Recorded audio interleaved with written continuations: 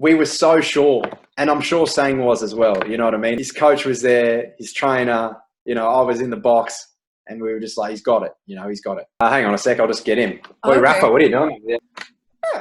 Hello, everybody. Hey guys, welcome back to the tennis vlog and another episode of the talk show where I am joined by a very special guest that you may recognize. He actually used to play tennis, but you'll know him better as a comedian and impersonator, and perhaps Rafael Nadal II. How's that for an intro, Elliot Loney? Is that all good? Yeah, no, very, very good. Very nice. Good, good. How's life down under in Australia right now? Look, I think it's pretty much just like the rest of the world. You know, it's just kind of a little bit, nothing certain. Everyone's a little bit vague at the moment. No one really knows what the future holds. So it's I hate saying it, but it truly is unprecedented times. Yeah. We are living in unprecedented times. It's the phrase that's been thrown around, right? Yeah, that phrase has made its way around the world in thousands of different languages, I'm sure. But that's the way I'm feeling. And yeah, I'm sure a lot of people are feeling the same pinch. Absolutely. Well, it's good to see you. You might have seen Elliot around a bit at the moment. We all know that Instagram is the highlights reel, but Elliot's been giving us maybe a bit more of a realistic idea of what the tennis pros have been up to during lockdown. So when this video is over, head to the link in the description and you can check them out. For now, we're going to find out a bit more about Elliot's background, how he got into comedy, and more specifically the tennis side of things, and about some of his interactions with the pros as well. So Elliot, your tennis history, probably not something that you talk about too often. So fill us in. How did you get into tennis and why did you stop? Yeah, well, it's funny. Coincidentally, not many people want to hear about the career of a chopper. So, it sort of gets skimmed over in most of the interviews or stuff I've ever done in my life. But yeah, obviously tennis was my first love and my real passion growing up as a kid. And I started playing quite late. I picked up my first racket when I was 11. Okay.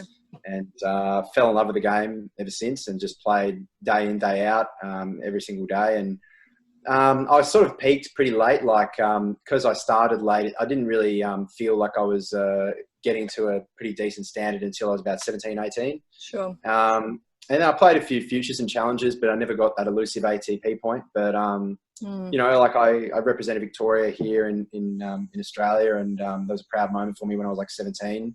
So I had a few little highlights and stuff like that. But yeah, I was unlucky. Like I have beaten tour players, but I never actually attained an ATP point. So technically, I like to say that I was a pro, but really I wasn't. So, sure. But you know, close enough. Yeah, so, I mean, pretty much. Yeah. It's more than most of us have done.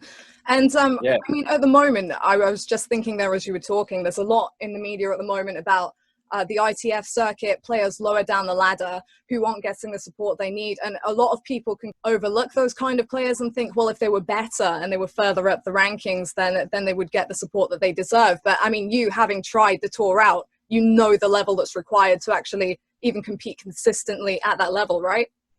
Yeah, look, for me, and obviously someone like yourself who covers tennis from a journalistic angle, I feel like you've studied the game enough to know that I feel like there's a lot of players out there who aren't adequately rewarded for their level of play.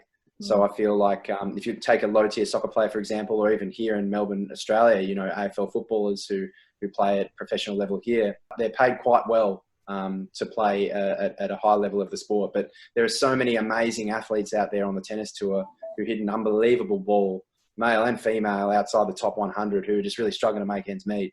And I think that that needs to be looked at and addressed for sure. And I think, yeah, for me as a player, and I'm sure for you as a journalist, it's difficult to see, and it hurts because you know how talented these players are. And I've got a lot of friends personally who are inside that top 300, top 150 bracket who are unbelievable players, not getting the recognition they deserve and not being, financially rewarded for that level of play. And that does make me sad, for sure. Absolutely.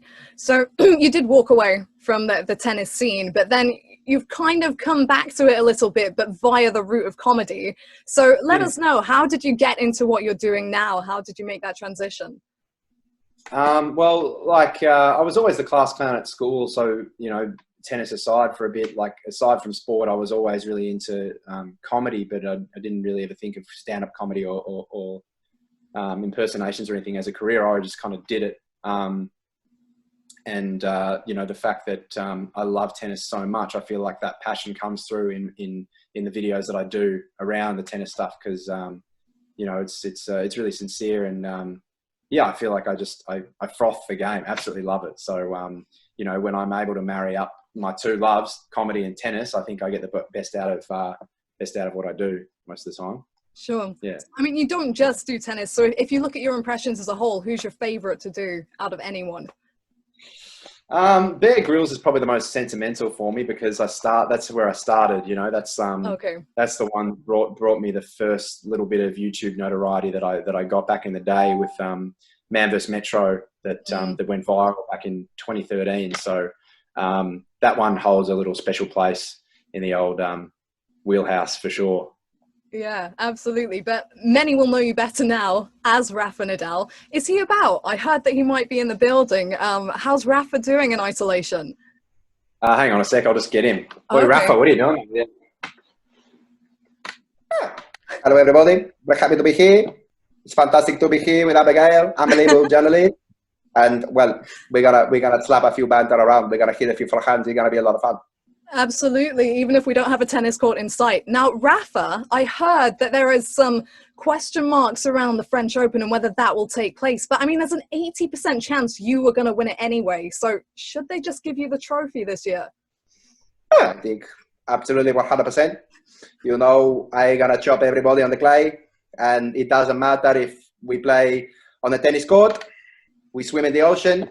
You know, we play the volleyball. I always gonna be victorious because I am supreme athlete. So they may as well just give me the trophy, because I gotta win Roland Garros every single year for the next 20 years, no problem. Well, I struggle to doubt you, but I feel like there's someone that might disagree, and his name is Novak Djokovic. Now, someone was asking me recently if I could get him on the channel. Is that a possibility, or am I too much of a peasant? Is he around? Well, you know, I can always get in Novak. We're gonna see what he has to say. Yeah, that would be fantastic. Yeah, Novak Djokovic on the tennis vlog. Whoa. Yes, hello Abigail. It's very happy to be here, and I am over the moon to be here and on this podcast. It's been something I've wanted to do for a long time. Well, it's great to hear that. And how's isolation been going for you, Novak? What have you been up to? Well, you know, apart from basking in my own aloofness and just being in my general aura and enjoying my own company, I have been, purchasing a lot of mirrors so that I can cop a little bit of a glimpse at my beautiful face. And, you know, it's very difficult because I am an unbelievable tennis player, and it's almost strange because I'm not appreciated in my house as much as I am by the peasants when I go to the tournaments, you know, so it's little bit of a conundrum for me, but I'm doing my best, and I'm very happy to be here, and it's a great opportunity for you to be in my presence, no doubt. Oh, absolutely. I can't deny that. Someone else who might have a bit of respect for you, having played you many times, is Mr. Dominic Thiem. Now, I wonder how much he has to do at the moment. Might he be around in the building as well? I mean, sure. I mean, everybody's here. Let's get Dominic, huh? Everybody's here. Imagine having this access. Is he around? Hello, my name is Dominic Thiem.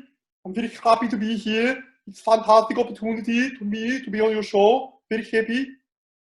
Fantastic. Now, Dominic, you love tennis. I mean, how hard has it been not to be able to play that sport? In fact, here's a better question. How boring is your life right now on the scale of 1 to 10? Well, you know, it's a very difficult metric scale to hold 1 to 10 because I'm off the charts boring. So, you know, if I had to give myself a decimal point for boring, it would be, you know, maybe 11.5 out of 10, because I'm a very boring guy. And Nick Kyrgios, how's he doing? I mean, because I know you're friends with him. Is he around at the moment? Yeah, I'll grab him. Hang on a sec. Wait, Nick, bro, come over here, man. Yeah, you know, what's going on, bro? I'm Nick Kyrgios, bro. How you doing, bro? I'm not too bad. How are you? How much are you missing tennis right now? Not at all, bro. This is like the best thing that's ever happened in my life. I don't really care about tennis, bro. And like, to be honest, bro, like I honestly hope that like it never stops, bro.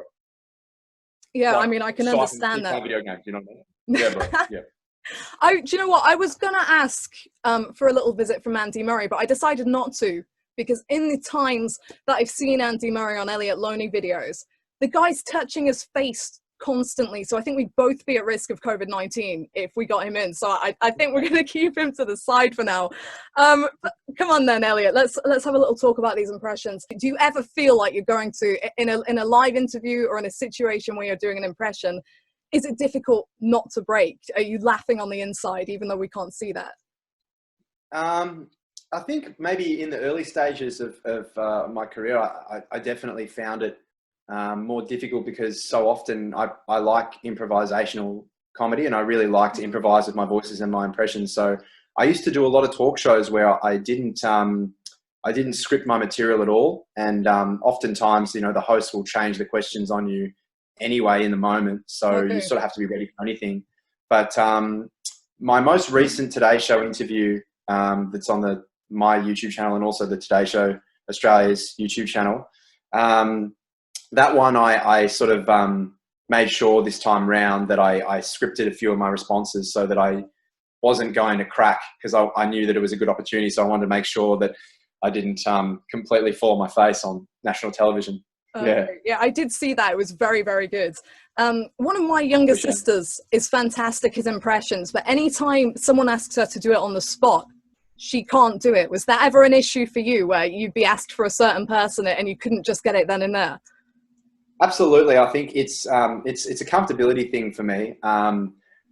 Probably around some of my best mates, they're really desensitized to it because I've been doing it around them my whole life. And I impersonate not just obviously all these celebrities and tennis players, but I impersonated a lot of my friends in high school and would, you know, play pranks on them and stuff like that. And I actually called my friend's ex-girlfriend in year 8 and as him, and we had a 30-minute conversation. Yeah, like, so I've been doing stuff like that for ages. Wow. So yeah, so around them, I'm very comfortable and I'll do it nonstop. But you know, if I'm in a situation where I don't feel comfortable or someone's making me feel uncomfortable, I don't know the person very well, I do struggle to open up and do it in those circumstances. Yeah.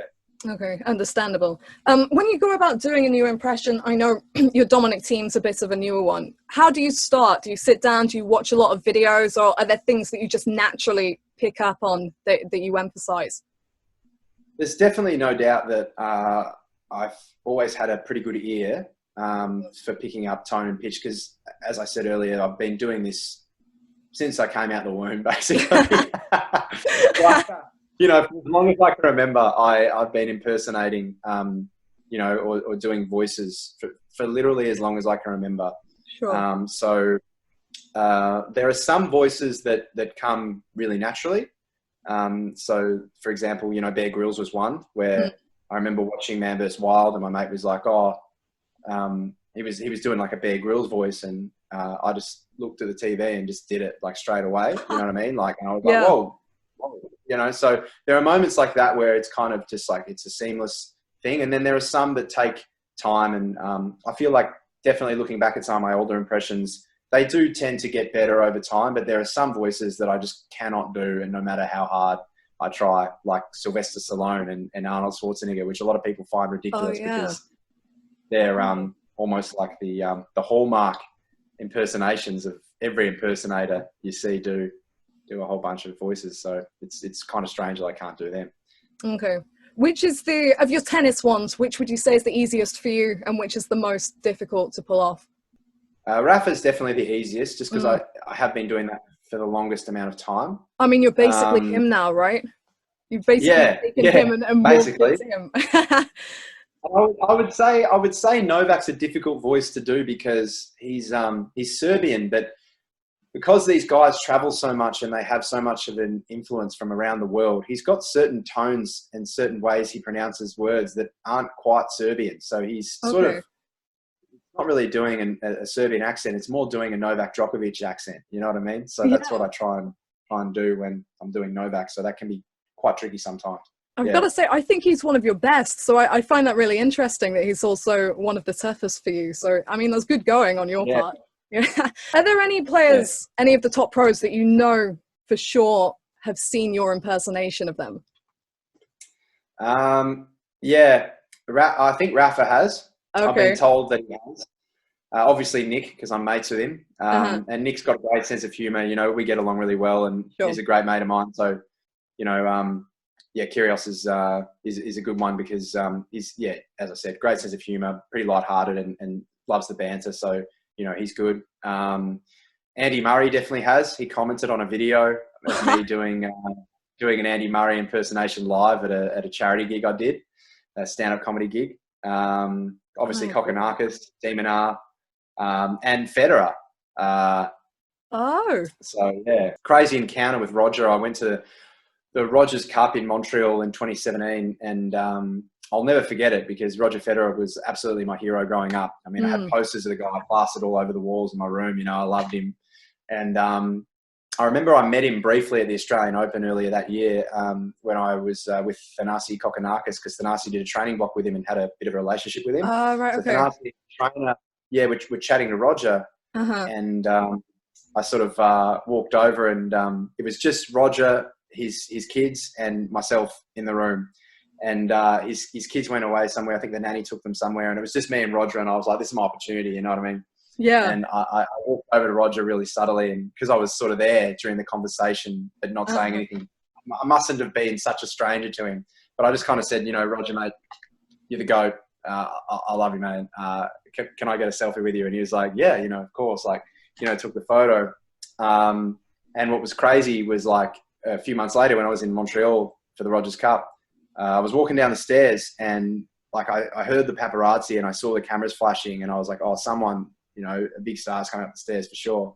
And I sort of shuffled out of the way and sort of put my head down and just looked at my shoes.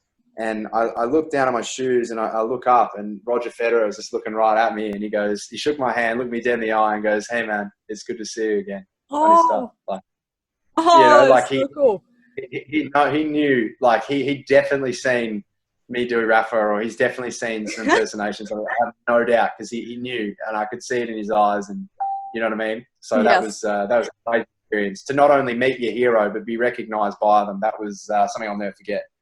Absolutely. Yeah. Your fame is spreading. But you do actually know, and you briefly mentioned some of the guys on tour personally. So who are your mates? Who are the guys you hang out with? I would say Thenasi Kokkinakis is one of my best mates. I met him at the Oz Open a few years ago, but we were made aware of each other, I think, long before that, just in tennis circles, because we were always, you know, pretty, you know, the tennis circle in Australia is quite tight-knit. Yeah. And obviously I was aware that he was a bit of a rising star in the game, and he'd seen some of my comedy videos at the time, and we got chatting, and yeah, over the last few years, we've become really good mates. And we actually went to Bali last year as a group of mates and had a great time. So nice. Yeah, he's a great dude. And obviously, Kyrgios and Demonar and Alex Bolt and Mark Polmans and you know, Jordan Thompson and pretty much all the Aussies. Sure.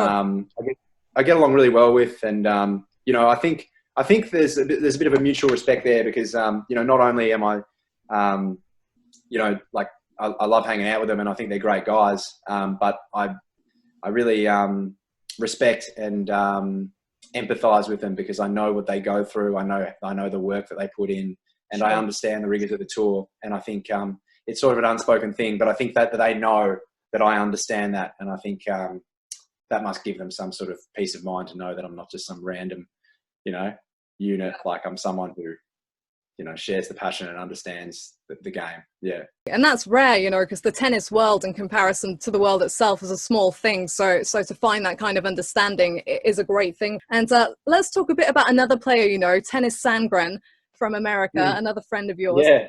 You had a front row seat for his two fantastic Australian Open quarterfinal runs, one of them 2018 and one of them this year. But take us back to the start, though. How did you guys meet? So there was a guy that I was really good mates with, who I played a lot of tennis with. We did a lot of training growing up together. We were sort of junior rivals coming up through the ranks, called Marvin Barker. He got to about, I think he got to about 600 in the world in singles, and quite a bit higher in doubles. He was a very good player. His career was cut short by injuries, but through Marvin, because I think he did a few training stints with Tennys Sandgren at Bollettieri and some of the academies in the States. Okay. And I think it was the Oz Open in maybe 2012 or 2013. I met Tennys Sandgren, and then I think the year after that, or maybe 2 years after that, he started staying at my house because I offered up my house for free when he was playing through qualies and stuff. And Nice. I got to know him, and he was just a really great guy, and we get along really well. And he's a great dude, saying, and he's not your typical tennis player, you know. He's really smart, very educated, and I think he's going to do a lot of great things on and off the court. You know, he's a very driven guy. I don't know many guys that are as driven as Sang, and I think it comes out in his game. Well, that 2018 Australian Open run was something really special because he'd mainly competed on the Challenger circuit before that. During that run, I think he beat Stan Wawrinka, Dominic Thiem, both of whom were top 10 seeds. I mean, you were there. Did you see that coming? Could you sense something special about to happen early rounds? I mean, it's always hard to say. That's the thing about tennis. There's so many guys that have so much talent in the top 100. I mean, any player on their given day can cause an upset. But saying, I feel like I've seen it really closely because I've seen him play at the US Open when I was there in 2017, and I obviously seen him play every year at the Oz Open, and I keep tabs on all his results and watch as many matches as I can throughout the year. Yeah. And I've just noticed a really steady improvement in his game. And one of the things I think is most admirable about Sang is his work ethic and his mental toughness is unbelievable. You know, like I've seen him suffer some really tough things mentally that I know would break me. And then I've seen him bounce back like in unbelievable fashion. So that's something that you just can't take away from the guy, and you just got to respect him so much for that. And, you know, that improvement margin that I've seen, I always thought he was capable of big things. But I think the greatest thing about watching his triumph in 2018 at the Oz Open was I think he really started to believe in himself, which was really great to see because I think a lot of people have believed in him, and I'm sure he would have had doubts when he was playing through qualies and packing up and trying to make ends meet and stuff. But I think to start getting the recognition he deserves as a player now and the respect on tour that I know he has must be great for him. And it's awesome for me to see as well because he's a great dude and he's a hell of a player as well.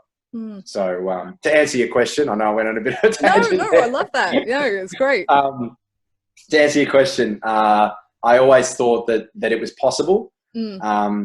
But I guess, you know, I was obviously roaring for him from the first ball, really trying to get vocal and get behind him. But, yeah, to see it actually happen was obviously an unbelievable experience that I was very, very, very fortunate and very happy to share with him. So that was great. Absolutely. Yeah. I mean, obviously we have to touch on 2020 as well. For me, I mean, I watched several of his matches. He was one of the best players in the draw in January. Terrific wins over Matteo Berrettini, Fabio Fognini. That match point was one of the points of the tournament. Really phenomenal. But he will be remembered for the quarterfinal match against Roger Federer, which I know you were there for. So close to the semis. He had 7 match points and didn't convert. What was the atmosphere like in the stadium? Could you sense, were people thinking this was an upset on the cards? I'm trying to summarize this in one word. It's really difficult to summarize the feeling in a word or a sentence. It was eerie. It was like a strange feeling because like, it was just like we were so sure, and I'm sure Sang was as well. You know what I mean? Like we were like, his coach was there, his trainer. You know, I was in the box. I was sitting next to Marv. You know, we were right there, and we were just like, he's got it. You know, he's got it. And, you know, that's the thing about tennis. It's such an unpredictable sport, and it's so mental. And I don't think it's that Sang did anything wrong. You know, it was just one of those things. I mean, anything could have happened, you know what I mean? Like it was, I felt really bad seeing him afterwards, you know, because I know he took it hard, and I saw him later that night, and there was few words that I could say to really, you know, stop what I knew he was feeling. But I just said, you know, mate, just bounce. I know you'll bounce back, and I've seen you do it many times before, and, you know, just keep fighting. And to his credit, I know he hasn't had a chance to show it this year on a global tennis stage because of coronavirus, but I know he's been training very hard and working super hard where he lives. So, you know, that's credit to him, because a lot of players, I don't think, would be able to bounce back like that. But that goes back to what I was saying earlier about his mental fortitude. He's got that in him, and I think that's what's going to lead to his ultimate success, and that's why you're going to see his name pop up in draws. You can never count him out. He competes for every ball, and he was very unfortunate to lose that one. But you know, Roger Federer is the GOAT for a reason, and you know, you can never count him out. So. For sure. I mean, you have to give Federer some credit. I feel like in that tournament, it was the John Millman match that got him going, because I feel like he had 9 lives, spent 2 of them against Millman, 7 more against Sandgren, and didn't have anything left for Djokovic. That's the way I saw it, because he on those match points, I watched them back because it was like 5 or 6 a.m. here, and I hadn't slept for 24 hours when I watched that match, so I didn't remember it that well. But I watched the points back, and he just consistently made Sandgren play out those points, because you're not human if you don't feel some kind of pressure in that kind of a monumental moment. So I say credit to Tennys Sandgren, because he played a phenomenal tournament, and you know, if you're going to go down to anyone, then no shame in going down to Roger Federer, even from the brink. But a bit for you then on your love of tennis, you must have your faves to watch. I mean, you've indicated Federer, but friendships aside, 5 players, if you could only watch 5 for the rest of your life, who would they be? In no particular order, it would be Kokkinakis, because we're good mates, and Kyrgios, obviously good mates. I said Federer. not friendships. I said friendships aside. Oh, there's bias right there. Sorry. I'm sure you'd have chosen them anyway, for sure. yeah. Okay, that makes it okay. Well, okay then. Federer, past and present players. Past and present for sure. Yeah, go for it. Okay, Federer, Sampras, just because I loved his game growing up. Who else? David Nalbandian was a player that I used to think was underrated. Unbelievable player, especially on indoor courts. Yeah, for sure. Very clean striker of the ball, Nalbandian. So there's 3. Justine Enarden. Used to love her backhand. Used to love watching her rip oneies. Absolutely. She was a really great player. And Aranches Sanchez Navarro. Not Aranches Sanchez Vicario. No, I got her confused with Suarez Navarro. Yes. Yeah, I saw you. I love Suarez Navarro. I love Suarez Navarro because she's just a great competitor. And I love watching her play because she gets like a really, really heavy topspin on the ball and just grinds and competes. And I actually, I make an effort whenever I see her name in a draw to try and watch her play. Yeah. Nice. Good taste. Just before we finish then, a quick word on Australian tennis, because I don't feel like it gets the credit it deserves, particularly for the depth on the men's side. I mean, it's in a great place at the moment. I think the world is a better place for having Ashley Barty at the top of the WTA rankings, because just as a person, as a player, she is exemplary. But then on the men's side, the depth you've got at the moment, you've got the young guys coming up. You've got guys like John Millman who are peaking back end of their careers. Are they getting the credit they deserve in Australia? I don't think so, because unfortunately in Australia, the broadcasters refer to it as the summer of tennis, but it's really only celebrated during the Australian Open, to a lesser extent during some of the lead-up tournaments around Australia. But I don't think the Australian public, really pay that much attention to the sport, unfortunately, unless it's for those 2 weeks around the Slam. So it's unfortunate, but I think obviously that's what Tennis Australia is striving for, to get more players both on the WTA and in the ATP right up in there in the top ranks of the world. And I think that'll bring more spotlight to the tour. I mean, if we had an Australian Grand Slam champion, I mean, we did with Barty, but it'd be great to have another Slam champion on the men's side come through. The more players we have performing at Slams and performing in the higher echelons of tennis, I think the better and more of a spotlight will be shone on tennis as a whole. But until then, I think, Australians love a winner and they love an underdog. Yeah. And you know, they're two things that we don't really have at the moment. So on the men's side, we've got Barty, but we need more of them, is what I'm saying. So yeah, but yeah. you know, it's still in a good place. And I have to ask, actually, before we finish, you mentioned the Australian Open. 2021, recent comments have kind of indicated that there is some uncertainty, not just for the rest of this year on the circuit, but for the Australian Open next year as well. Can you see it taking place? Look, I mean, I'd love it to take place, but I guess going back to the taboo word, the taboo phrase, the unprecedented times, yeah, it's difficult. You know, it's difficult to say. I mean, I'd love it to go ahead. I think everyone wants tennis to come back and sport to come back as a whole, but it's very difficult to say. I don't know. I'd love to see it, but it's the global nature of the sport, isn't it? Because, I mean, it would be one thing if it was just, you know, players in Australia, but I think, you know, even as things get back to slightly more normal in each individual nation, you have to get back to the point where players can fly from wherever to get in for the tournament. So I guess it is a time will tell thing. I hope it takes place, because I've got to say, even though I generally work on the Australian Open from the other side of the world and I stay up every night and I'm shattered by the end of it, it is one of the best slams and everyone loves it. It's the happy slam for a reason. So yeah, we can keep hopeful that that takes place. But Elliot, you are a legend. Thank you so much for doing this. And don't forget, if you're not subscribed to Elliot Loney's YouTube channel, the link is in the description. So go ahead and do just that. Yeah, you're welcome back anytime. But we'll have someone else as a guest. Yeah. Hop back on. If you've ever got anything to say, let us know. No, always a pleasure. And thanks for having me on. And I've really enjoyed the chat. And anytime you want to have me on, I'll come back. Either Rafa or Dominic team or Novak, or any of those blokes can pop their heads in. You know how it is. Exactly. This is the perks of having you, because it's this access that I just wouldn't usually get, you know, at the higher end of the tour. So everyone needs an Elliot Loney. But thanks for coming on. If you've not yet subscribed to this channel, make sure to hit subscribe, and I will be back next time with another guest. So see you then.